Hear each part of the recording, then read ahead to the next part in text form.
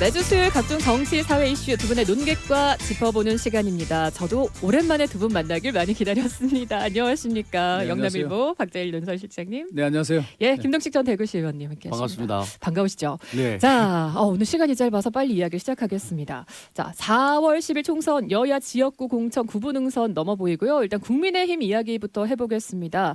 뭐 쌍특검 일단 부결이 됐고 기다렸다는 듯 물갈이 공천 시작했다. 이렇게 보도되기도 하는데 이거 물갈이 정도라고 봐야 됩니까? 그렇게까지는 아닌 것 같고요.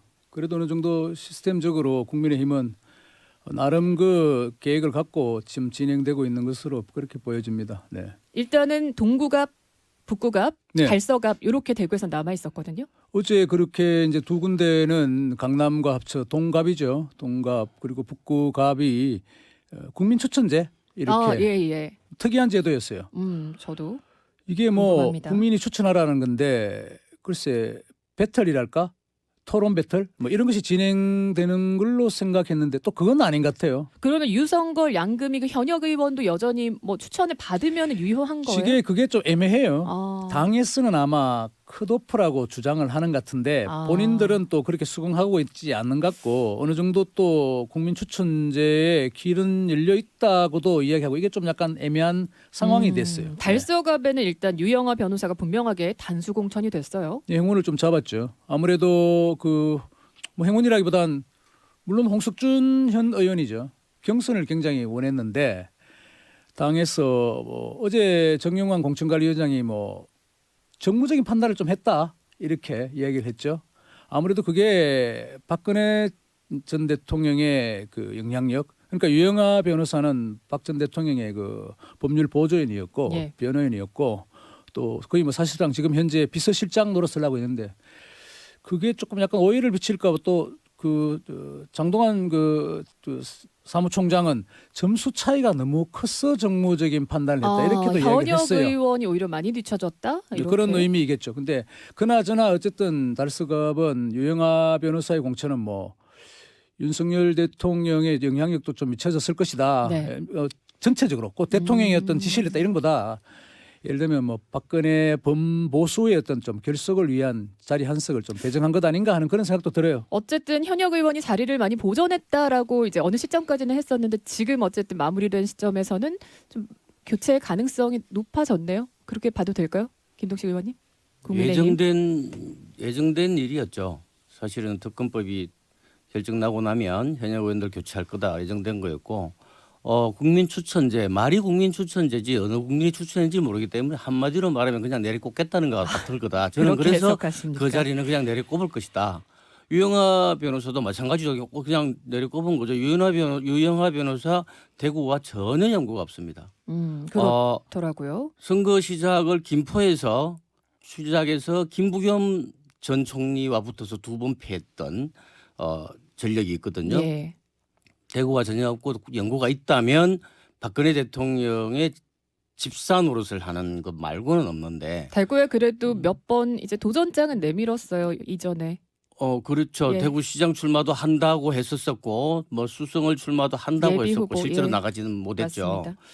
맞습니다. 이거는 시스템 공천이 아니라는 것을 확연하게 증명하는 거였다. 자, 그러면 국민의힘 시스템 공천 말이 나와서 말인데 시스템 공천입니까? 네. 아니면 뭐 좀 감동이 없는 공천입니까? 그러니까 이게 총평 이제 한번 해볼까요? 또 다시 시스템 공천을 약간 하니까 뭐 그런 이제 분위기가 있으니 밋밋하다, 재미없다 이러잖아요. 저도 좀 재밌게 보는 것이 대중이라는 것은 예. 유권자라는 것은 뭘 갈아엎기를 바라거든요. 내가 대신 그 교체를 할 수 없으니까 권력자가 상대의 목을 쳐주길 바라는 게 대중 심리예요, 유권자의. 근데 또 막상 그렇게 해놓으면은 이게 뭐 피비린내 나는 거리 예전에 뭐 옥새 나르샤처럼 공천 파동이다 이제 난리가 나잖아요. 예.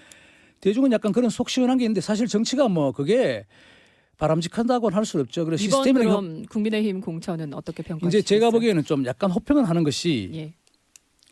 당내 민주주의라는 측면에서 보면 내부적인 진전이 있다는 것이죠. 내부적인 진전. 당내 예. 물론 이제 공천을 잘하가 아니냐는 우리가 사실 상관할 게 없어요. 공천 못하면 그 당이 떨어지는데 원래는 그럼 그 다음 우리가 투표를 하면 되는 것인데 당의 문제이기도 한데 당내 민주주의라는 어떤 그 국한에서 본다면 제도적인 절차적인 부분 예를 들면 이번에 이제 경선을 하잖아요. 예. 지역 같은 경우에 대구 경북에도 지금 일방적으로 국민의힘인데 국회의원이 좀 떨어진 구석이 있잖아요. 권영진 의원이 전 시장이 된다든가 뭐 지금 예. 두 군데도 또 중구 뭐 이렇게 좀 나와 있잖아요. 세 군데 이상.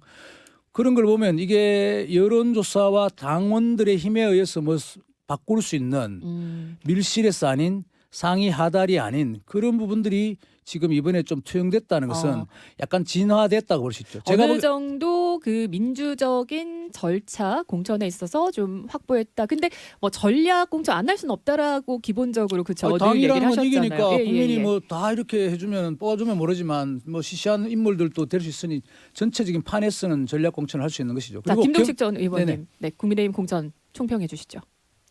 원래 공천이 시스템 공천이 원래 없는 거예요. 그러니까 국민의힘도 마찬가지고 민주당도 마찬가지고 그냥 그 시기에 당권을 잡은 세력들의 입김이 가장 크게 작용하는 거죠.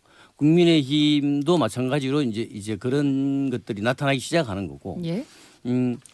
긍정적인 평가를 하나 하자면 영남에서만 보면 국민의힘 계열의 정당 중에 처음으로 제대로 된 경선이라는 것을 통해서 공천을 한 케이스가 아닐까라는 그 생각을 해요. 부분은 네, 국민 네. 두 분 다 인정을 하시고. 그 전까지는 비아냥도 많이 들었죠. 뭐 빗자루만 꼽아도 뭐 공천 받으면 당선된다라는 뭐 이런 비아냥도 많이 들었었는데 그렇다 보니 무조건 중앙에서 내려꼽는 공천을 했다면 이번에는 대부분 상당수의 많은 부분에서 진짜 경선을 통해서 후보를 결정했죠. 그럼 다 잘한 겁니까? 국민의힘 공천? 잘했다고 봐요. 전반적으로 예, 다 잘했다. 이게 장점이라고 보고 단점은 영남에서 제대로 된 물갈이와 개혁 모습을 보이지 않으면 전국 선거에서 국민의힘이 고전하게 될 것이다. 그럼 지금 영남에서 좀 개혁적인 면모가 있어요? 전혀 없었죠. 아, 예. 알겠습니다. 자, 더불어민주당 상대적으로 공천 잡음이 더 커 보입니다. 일단 그 당내에서 배제됐던 중진 인사들 뭐 국민의힘으로 가기도 하고 무소속 선포하고 뭐 임종석 전 실장은 결국에는 이제 승복했습니다. 민주당 잔류 결정을 했는데 오늘 또 홍영표 의원이 기자회견 한다고 예고도 있습니다. 좀 어떤 이야기 나올까요? 사람들의 전망은 탈당할 것이다라고 전망을 하던데 저는 탈당을 해봐야 갈 데가 없다.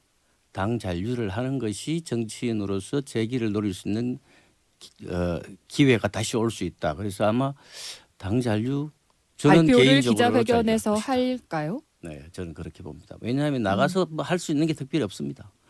홍영표 의원이 정치를 시작했던 게 개혁당으로 시작했거든요. 최초에. 예. 개혁을 주장했던 사람이 개혁이 대상이 되는 것 이것은 뭐 정치의 흐름에서 당연한 것이다라고 생각합니다. 민주당 공천도 좀 평가를 해보겠습니다. 어떠신가요? 박재일 조금 전에 실장님 보시기에. 국민의힘과 공천을 좀 비교한다면은 비교적 좀 더 격렬하잖아요. 예. 근데 좀 재밌는 것은 제가 보기에는 국민의힘이 잘 됐다 그러죠. 제가 막 대체로 볼 때. 근데 이게 선거 다시 시간이 지나면 지날수록 이게 득표나 이런 부분에서 도움이 될까? 그건 또 살짝 아니에요. 공천이 너무 조용하면 그렇죠. 아무래도 이게 이제 뭐 노이즈 마케팅도 있고 시끄러워야 그게 좀 국민의 부각이 주목도가 되니까. 높아지는 거예요. 너무 조용하면 존재감이 없잖아요. 우리 대중은 오늘 자꾸 대중이라는 제가 이야기를 쓰고 싶은데 대중은 어떤 뭐 자기가 일상생활에 바쁘잖아요. 왕왕거리는데 눈을 보고 듣는 거예요. 거기에 이제 아무래도 주목도가 높으니까 국민의힘은 그런 부분에서는 좀 손해를 볼 수 있다. 너무 조용한 것도. 그리고 민주당이 너무 시끄럽고 뭐 분당이니 뭐니 하지만 약간 그것이 관심도를 높일 수 있다 하는 것도 있어요. 물론 그게 민주당이 완전 떨어져 나가는 파국으로 치닫는다면 그건 뭐 관심을 넘어서 이제 성패가 뭐 갈리는 거죠. 저는 뭐 휴가가 있는 동안도 굉장히 민주당 갈등은 시끄럽게 보도가 되던데 좀 궁금해요. 이게 뭐 잡음이다, 갈등이다 이렇게 얘기는 하지만 실제로 그 내용이 중요한 거 아니겠습니까? 내실. 예, 김동식 의원님께 좀 평가 받고 싶네요. 언론이 좀 과하게 하는 것도 좀 있습니다. 사실은 뭐 탈락하면 다 비명이고 뭐 단수주면 다 친명으로 하는데 실제로 그 안에는 친명 비명이 섞여 있어서 그렇게 하기가 어려운데 그렇게 언론에서 발표한 것들도 있고 네. 그래서 언론이 과한 것도 있지만 이 잡음의 시작은 지난 총선이었습니다. 지난 총선에 민주당이 180석, 국민의힘이 103석을 얻었잖아요. 예. 그러면 국민의힘보다 민주당이 160%더 시끄러운 것이 정상이죠. 왜냐하면 의석이 현역 많다 의원이 보니까 탈락할 수 있는 자리도 현역 많고. 의원이 탈락해야 언론도 관심을 가지. 뭐 현역 의원이 아닌 사람이 공천에서 떨어졌다고 해서 언론이 주목하지 않거든요. 절레절레 하시는데 동의하지 않으십니까? 그 뭐 산술적인 이야기겠죠. 비례적으로 우리가 사람이 많으면 시끄럽다는 뭐 소음도가 올라간다는 뜻인 것 같고. 근데 제가 보기에는 이것도 궁극적으로 민주당은 민주당 당내 정권 교체가 진행되는 거예요. 그렇지 않겠습니까? 이재명, 그래서 문재인? 시끄럽다. 두 분이 만나지만 뭐 하나의 과거 권력이고 한 사람은 내가 미래의 권력이라고 생각하는데 그리고 줄 선다면 어느 쪽에 줄 서겠어요. 자. 그런 부분이 있는 것이죠. 민주당 네. 공천 뭐 못다 하신 말씀 있으신 거예요? 김동식 저는 의원님 계속 한 사람을 좀 이야기하면 고영인 의원이라고 있어요. 안산 단원갑 국회의원이 현 예. 국회의원인데 예. 대중적 인지도는 별로 없어서 아는 분들이 거의 없습니다. 그런데 민주당의 정치 공관여청이나 아니면 여의도에서는 참 국회의원으로서의 역할을 잘한다라는 평가를 받는 의원이거든요.